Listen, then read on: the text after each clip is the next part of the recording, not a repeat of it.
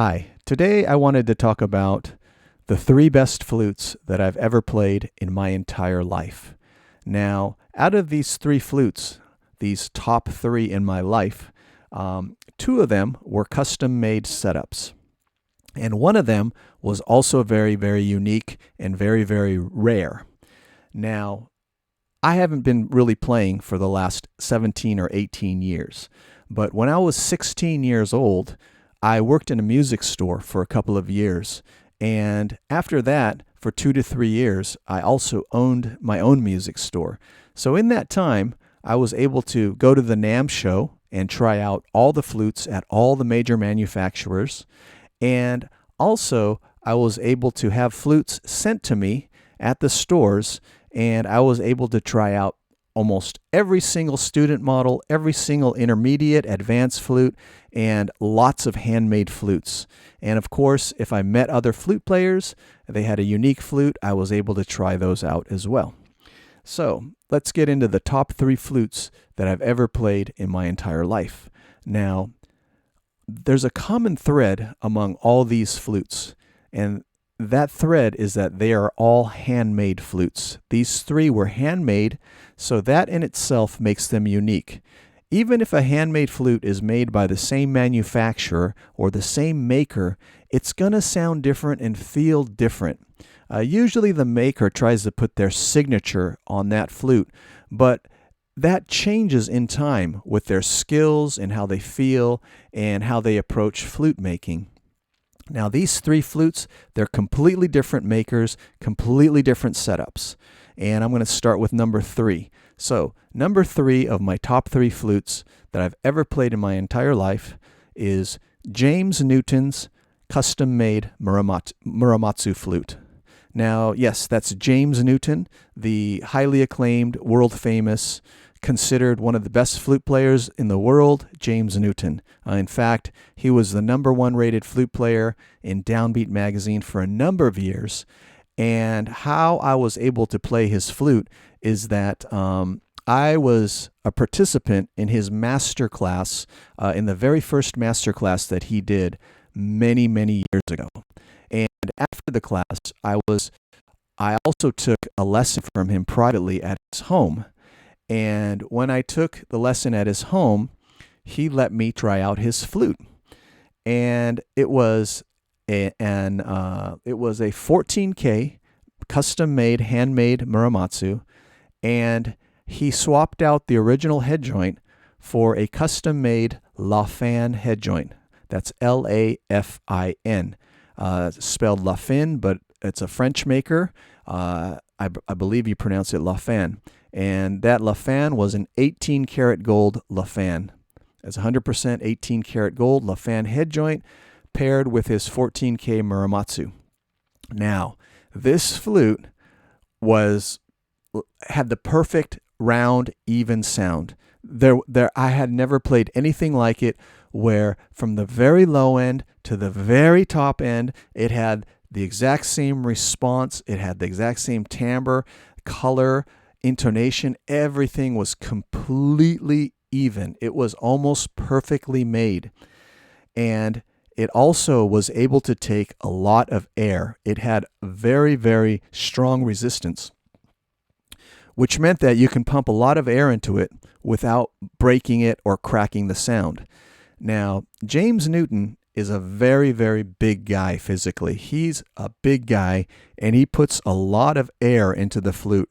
That's always been one of his trademark playing styles, is that he produces big sound, and he practices to produce big sound.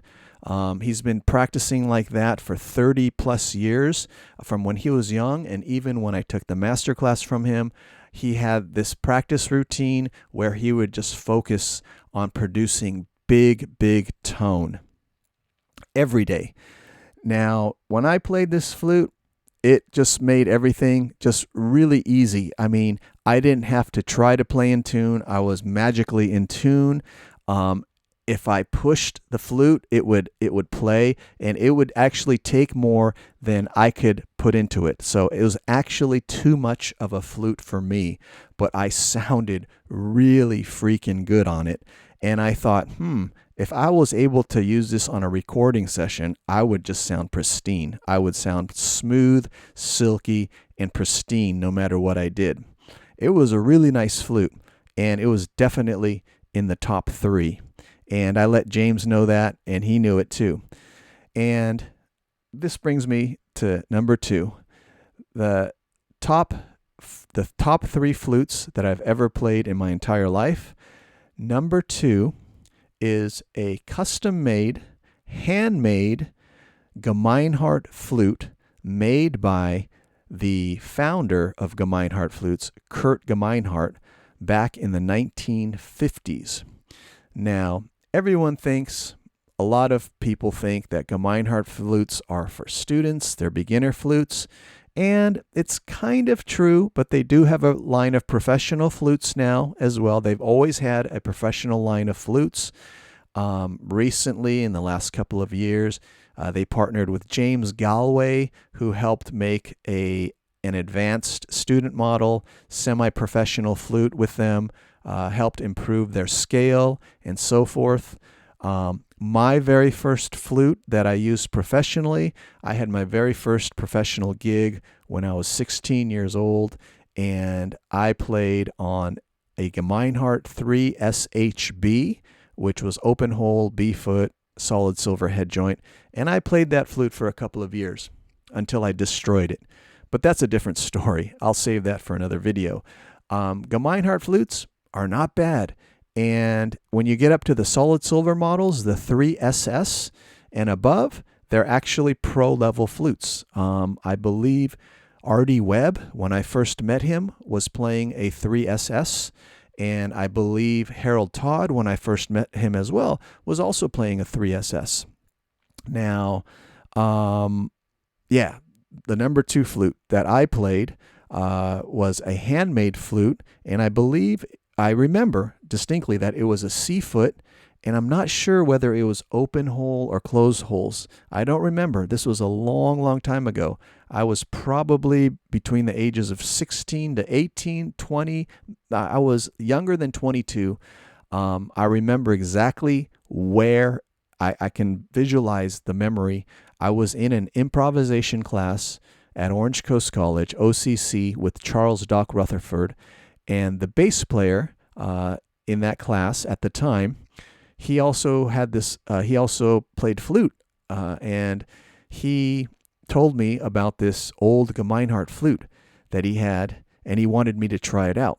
So he brought it to class one day, and the day he brought it, I moved from the woodwind section in the class to right next to the bass, and I sat down in a chair right next to the bass, and I put it together, and I blew a couple notes, and this was like in the middle of songs. So Doc, the instructor, he pointed at me for a solo, and I started to play it. Someone pointed a microphone in my face. I forget who it was.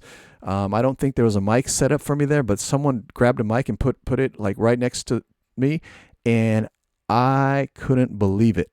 That flute did everything I told it to do. That flute anticipated every little nuance, every little note, every little phrase, anything that I wanted to do. It just allowed me to do it. It was so sensitive to my dynamics, to when I pushed, when I held back.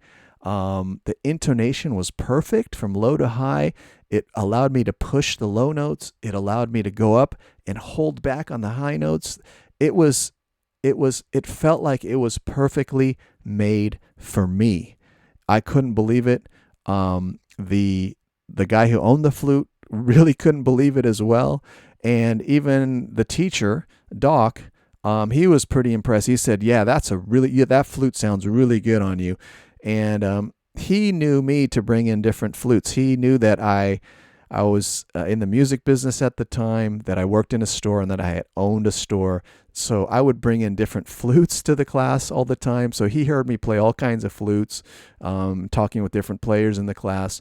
And when he heard me play that flute, he was really impressed as well. And I'll never forget that experience. I know that's like a once in a lifetime experience. Well, the James Newton flute is also a once in a lifetime experience. That particular flute, yeah, I was pretty impressed, and that got me to understand how great the old custom-made Gemeinharts were. There were very few of them made, probably less than a few hundred, and they're hard to find right now. People don't get rid of them. People don't sell them, or they could be like in an old closet somewhere. I don't know. Not many people talk about playing them. I think they were modeled after the old Haynes flutes, but honestly, I think they were better made than the old Haynes flutes. Yeah, so that was that. Okay, so number one, the top best flute that I've ever played in my life, the top 3 flutes that I've ever played in my life. Number one is also a custom-made, handmade flute. It was a custom-made, handmade Sankyo Prima. Back in the day, Sankyo flutes were called Sankyo Prima, the high-end flutes. And this was a handmade Prima, and it had a custom-made Sandy Drellinger head joint with, I believe, an 18K lip plate and riser, and a custom engraved lip plate here. And this flute was something else. There's a story behind this flute. I was working in the music store at the time, so I was between 16 and 18, and the owner of the store was able to buy this flute from someone who picked it up at a pawn shop back east. Our store was in California, and our window washer would travel, and he'd buy like random antique stuff. And the window washer came in one day and sold it to Chris, the owner. And I wasn't there. If I was there that day, I would have bought it. I would have insisted on having it, but I didn't know that this had happened. And he had bought it, I think, for $200 or $250. And he sold it to the mother. He sold it to the mother of a 9-year-old or a 10 or a 11-year-old flute student at the store. Now, I don't think this girl, this flute student, this 11-year-old, really appreciated what she had. And Chris sold it to her because he was mad at me for destroying the Gemeinhart flute that I had. This is part of the story that I was going to tell you, but I'll tell it to you in another video later. But yeah, anyway, I had destroyed it trying to make it better. And he was mad at me for doing that, and he thought I would do this to this flute, so he didn't sell it to me. Now, the flute itself at the time was probably worth about $9,000. Today, that flute is probably worth over $20,000 if it still exists in that form. Anyway, yeah, when I played that flute, I was able to try it out before he actually sold it to the mother.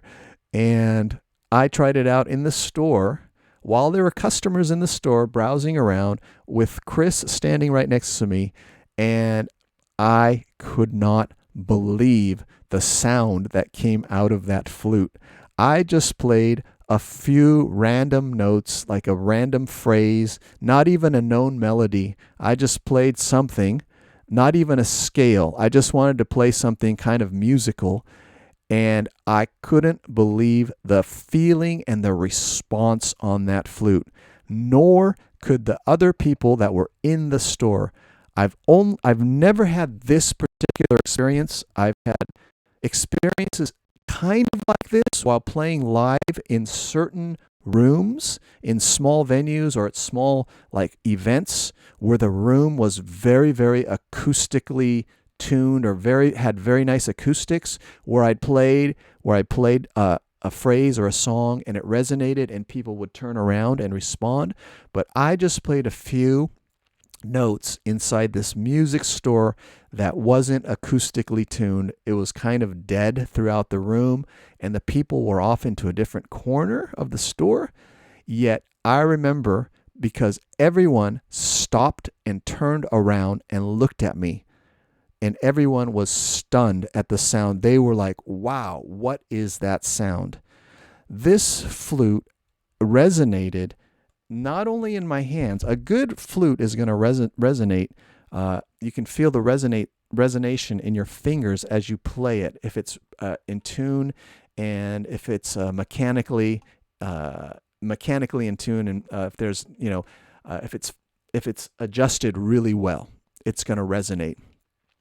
Now, this flute resonated from the first note to all the notes that I played immediately, and it wasn't just a resonation in my fingers. It went down into my arms and into my body. It resonated my entire body. I could not believe it. And I could feel the resonation going out and into the room, and the whole room just vibrated with this sound, this pure, beautiful, resonant tone. And I realized right then and there that I will never, ever be able to get this kind of sound ever, because I believe Drellinger made that head joint specifically for that flute. And I don't know how it ended up in a pawn shop in Georgia.